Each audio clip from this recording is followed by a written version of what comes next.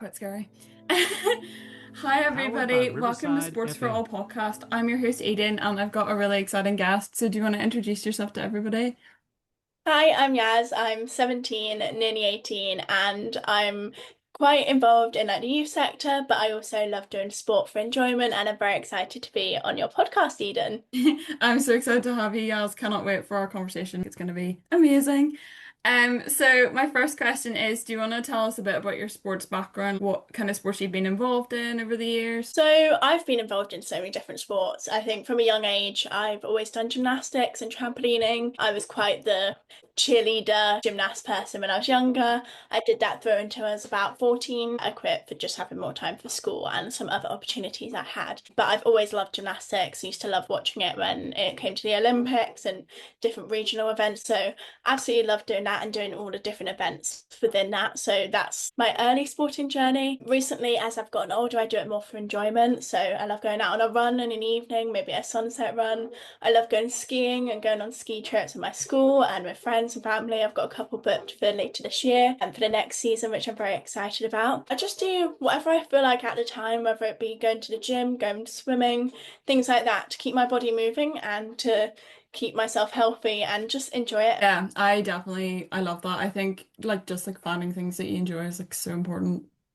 And Definitely. And I think sports, as well as it being competitive for some people, I think some people just need to use it for enjoyment and just to stay healthy, both in your body but also in your mind as well. It's an amazing tool to use for that. I definitely agree. It's such like a good distressor, like especially when you've got like so much on with school and work and everything, you just like want that escapism. So my next question is obviously like I know how much you're involved in like social action. Do you want to tell us like a bit about what you've been involved in? So I'm involved in quite a lot. I like to call myself like a youth activist.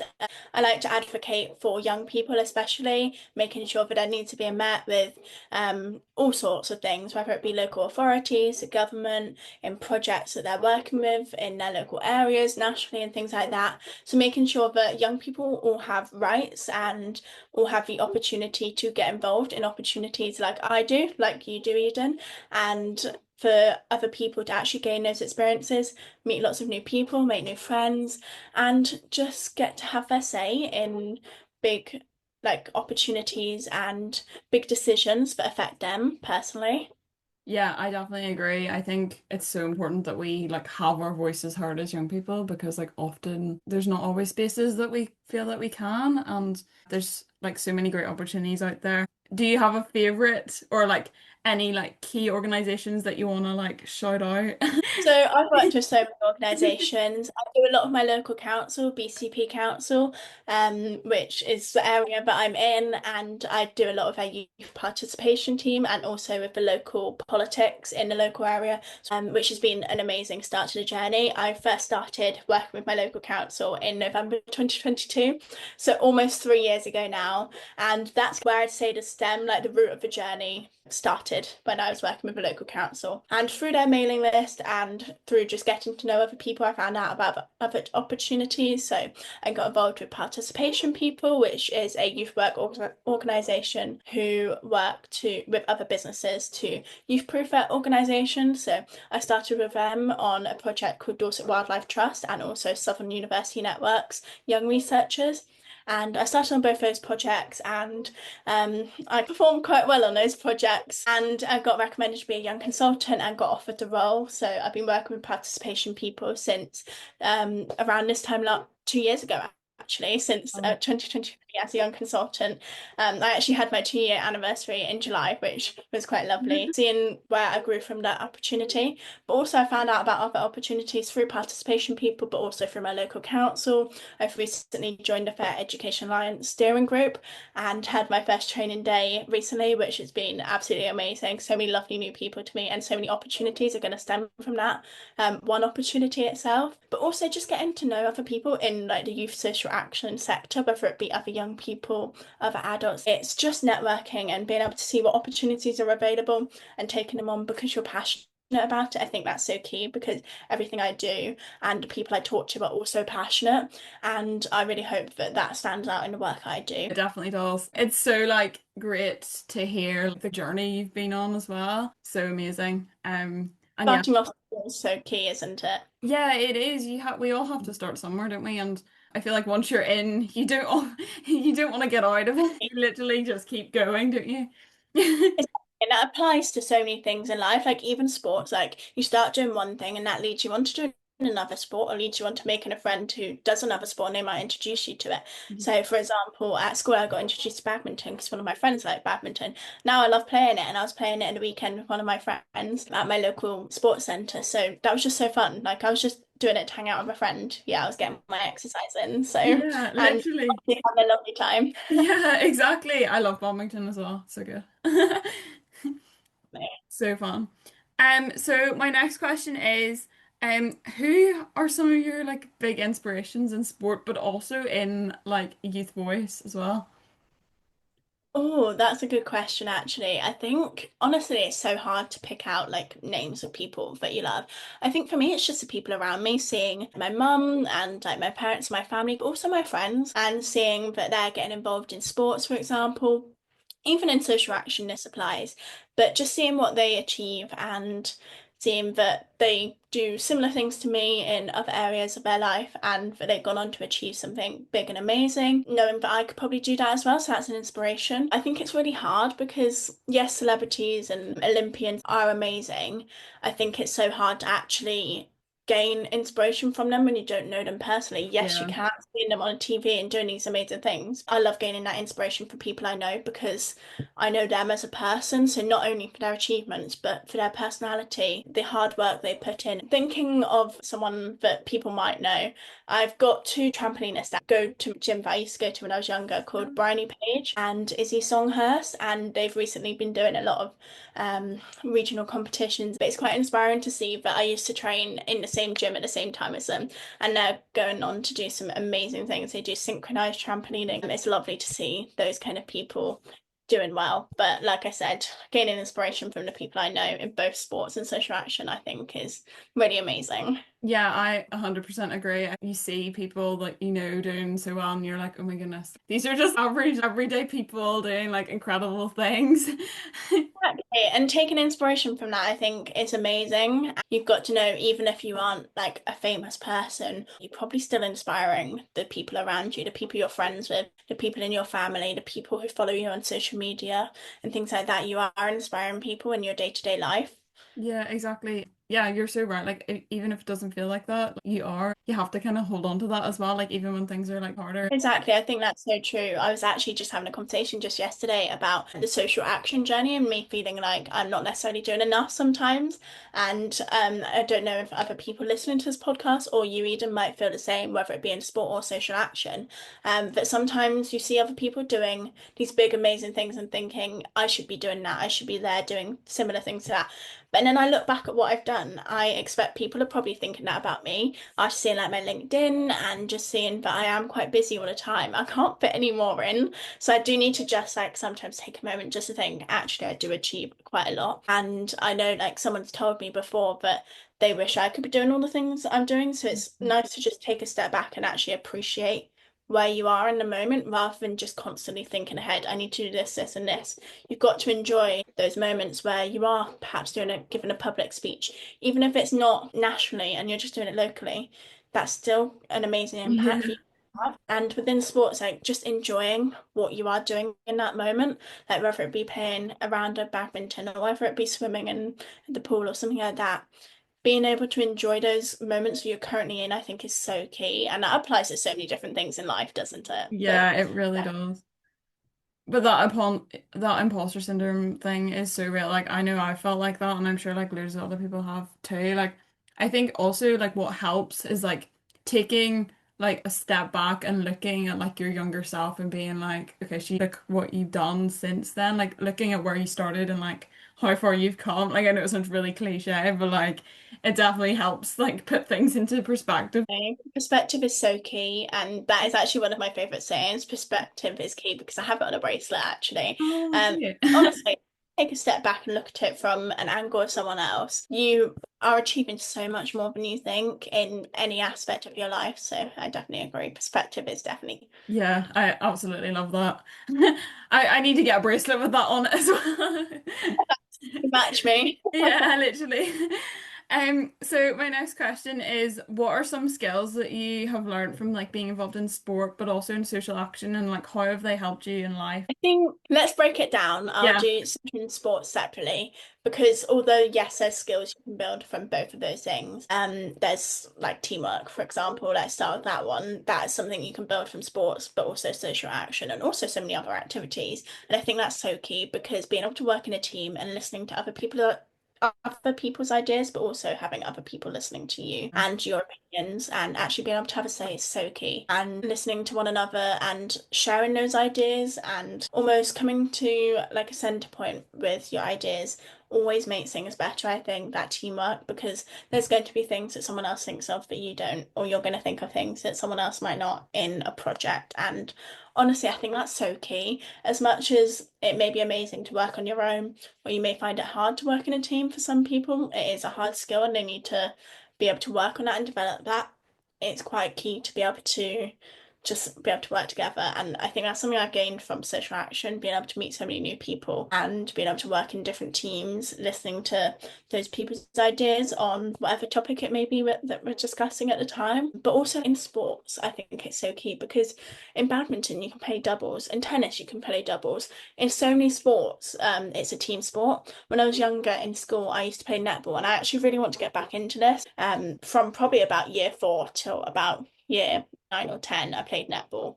On my school's teams, I did lots of competitions, and I used to really enjoy it. And I think that's such a big teamwork game. Honestly, I used to love that. But a sport such as swimming, for example, whether it's competitive or just for enjoyment, you're probably doing it on your own. And I think that's really important to have that balance between the Yeah. two. Yeah, definitely. I think like teamwork is so vital, and like I think you learn like how to kind of work as with different people over time. Like I think your confidence grows quite a bit. Like I know like especially in the youth voice space, like initially maybe you're like one of the people who steps back quite a bit and lets other people lead in the team. Like I know I was initially, but then you after having experience and working with different people, you kind of say my ideas actually are important and you can do both things and not just be the person who sits back and lets everybody else take the reins. It's finding that balance between the two Yeah, because in some situations you do need to sit and listen. yeah, That's honestly so key. But I think in some situations you do need to actually take a lead because you may have more experience and you may be able to actually give something a bit extra, which I think is honestly, you've got to value your own opinions and your own work, but you've also got to be able to like listen to listen others. to yeah. Well. Definitely. The balance thing is so important. So my next question is, what have been some barriers and challenges that you think that young people have getting involved in sport and also staying in sport as well? There's so many barriers and so many challenges people can face, and I think it's hard to unpick every single challenge in the space of a couple minutes. Yeah. And there's going to be challenges that you or I wouldn't have necessarily thought of, but people may face. And I think some of it's just the access to the opportunities. In my social action journey, I'm quite an advocate for young people having access to opportunities to get involved in having a say, getting involved in their local community clubs and things like that, whether it be sports clubs, debating clubs, things like that. And a lot of the time it is just having that access, whether it be they can't afford to go, whether they don't have the time to go, they don't know about the opportunities. And there's so many other reasons why people may not be able to attend sports clubs, attend different clubs and opportunities for them. And I think that is so key to actually think about because we've got to make it accessible for all, especially sports. It's so key. It's so Yeah. key to make your body for both your mind and your physical health. Honestly, being able to just get up and go for a run, I'm so lucky and so privileged to be able to do.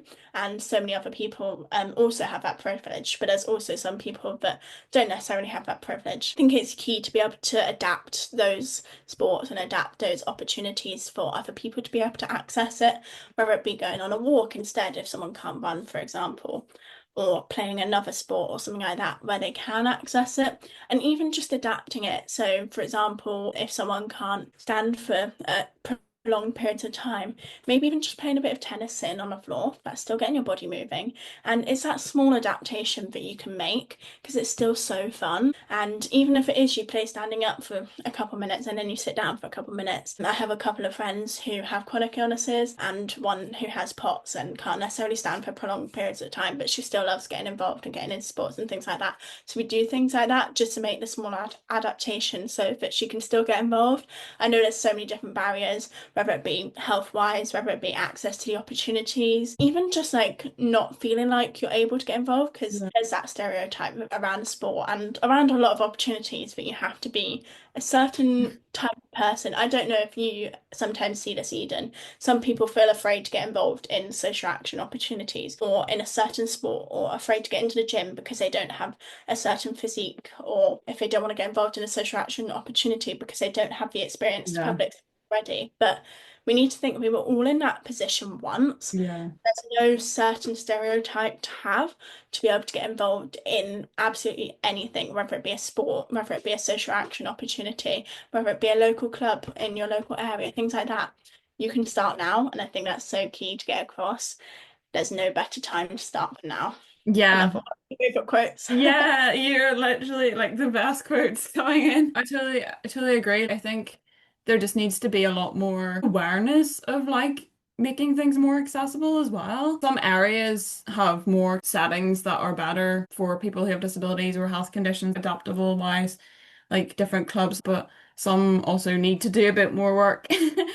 Not I not calling out Northern Ireland, but Sometimes there's some organisations that just don't know how to do it. They're not doing it because they don't like want to. don't want There to. is Yeah. obviously those organisations that aren't doing it because it makes things harder for them. But there's also some companies, some businesses that don't necessarily know how to adapt things for young people, for older people, for people with disabilities, things like that. I don't understand how to meet people's needs. And I think that's why I'm so passionate about making sure that young people's needs are met, especially.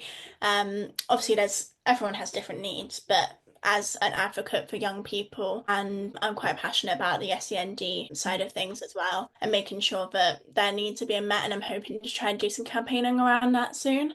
But honestly, it's just raising awareness and educating people. But it's not just educating people in like the education system, like in schools and like the teachers within those systems, but it's educating people who work in like local youth organizations, but also like just any company because they need to know for a core life skill, but also just to make people's lives easier because being able to change one small thing in your day-to-day life can make a big difference in someone else's life. And I think people do need to realize that they can make a small change, but it doesn't even affect them, but it affects another person so much. Yeah, absolutely. Those small changes, they really are so important and really matter. Amazing. So my last question is, what advice would you give to a young person wanting to get involved in sport and also social action, but who feels that they don't have the confidence or maybe they don't feel like there's opportunities there for them?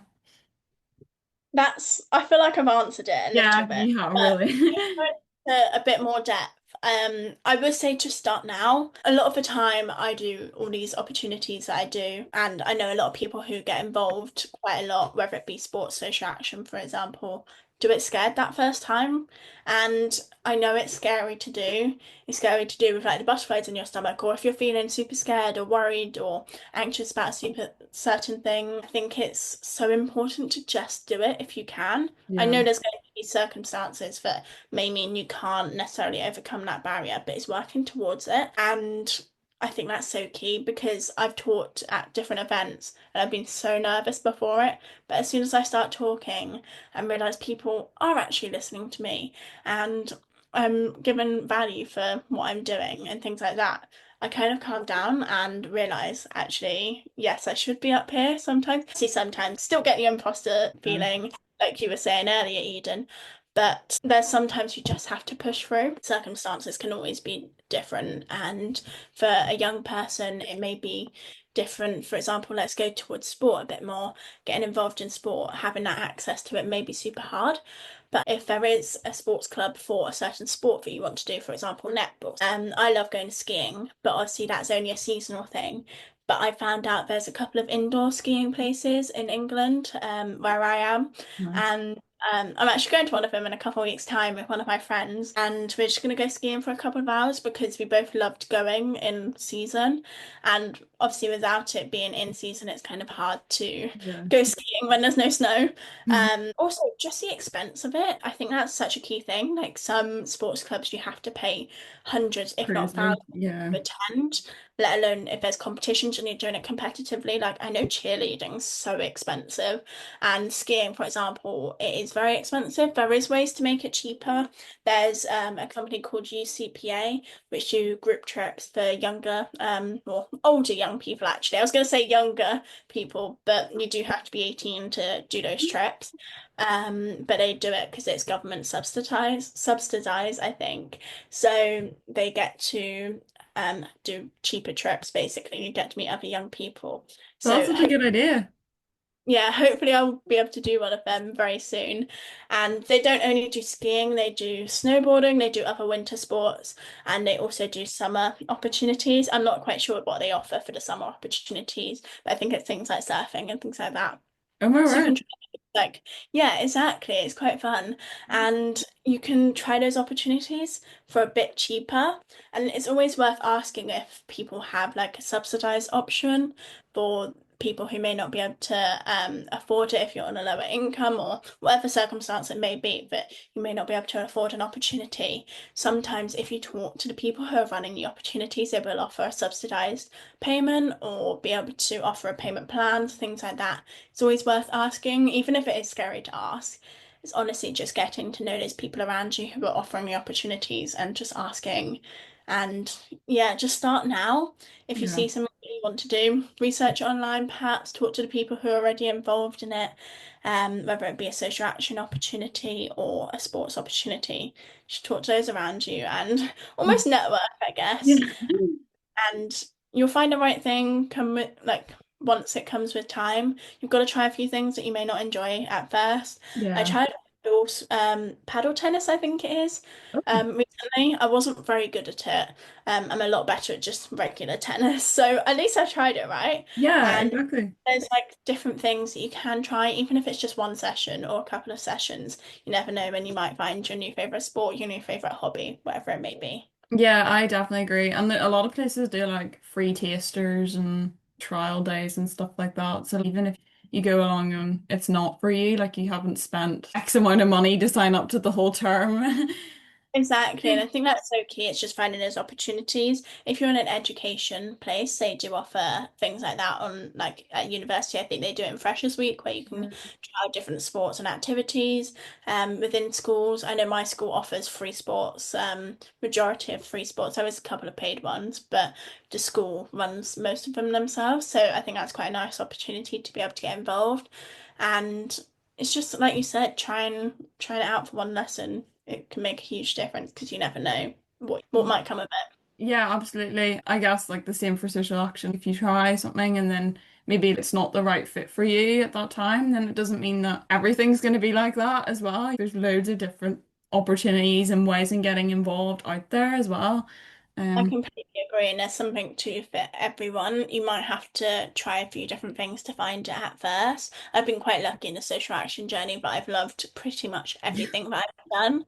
And I think I'm quite a passionate person anyway, so I only go for things that I know I'd be passionate about. yeah. But sometimes there's going to be the opportunities where you're just like, this does not work.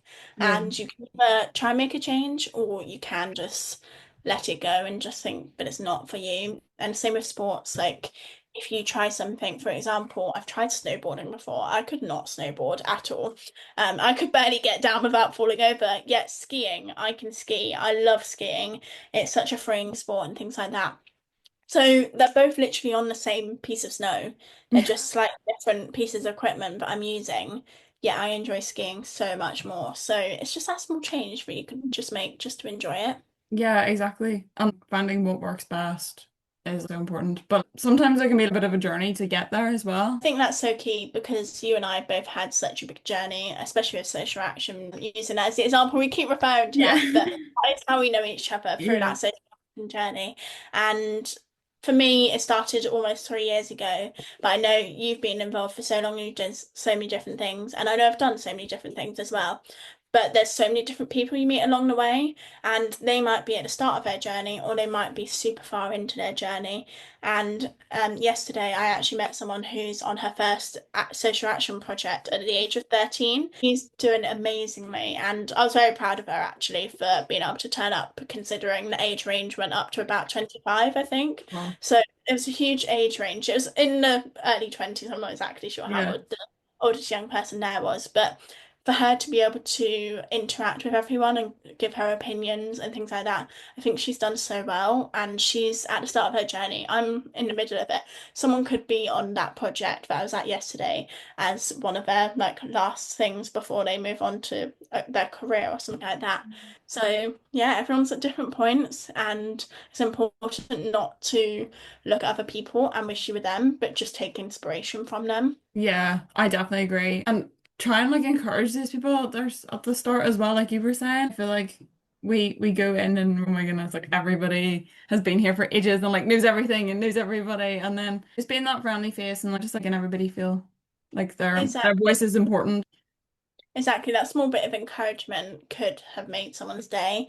And I think that's so important because you were in that position once, whether it be a year ago, 3 years ago, 5 years ago, however long it may be, you were at least for a couple of months, a couple of weeks, however long it may be, in their position where you didn't know anything about the opportunity, about the sport, whatever it may be. Yeah, definitely.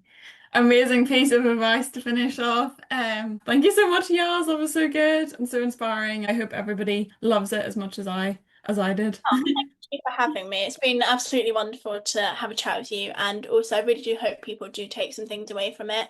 The biggest piece of advice is probably just to get started and make sure to take inspiration from others and not be jealous of other people's opportunities and the things they achieve because you can be there one day too. Exactly. I love that. Thank you so much. Thank you. Thank you so much for listening to the podcast.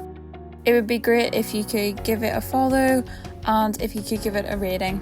If you want to connect with me further, you can find me on LinkedIn at Eden Byrne or on X at Eden71003.